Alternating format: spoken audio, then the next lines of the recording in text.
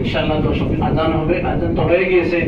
10 minute পরে এখানে chair সরিয়ে জামাত হবে, আর জামাতের পরে আপনারা সবার নাস্তার দাওয়াত, নাস্তা করে যাবেন ইনশাআল্লাহ।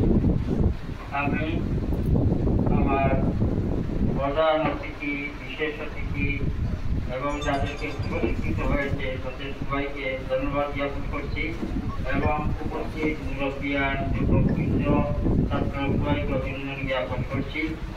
আর আপনারা দোয়া করবেন ইনশাআল্লাহ আর বড় আকারে আমরা নির্জন সংবর্ধনা সবার আয়োজন করার চেষ্টা করব। আরও আমাদের এই বছর শেষ হয়ে গেলে প্রায় 8 মাস বা 9 মাস করে শেষ হয়ে গেলে ইনশাআল্লাহ যদি আল্লাহ আমাদেরকে জীবিত রাখে ইনশাআল্লাহ আবার বড় করে করবো।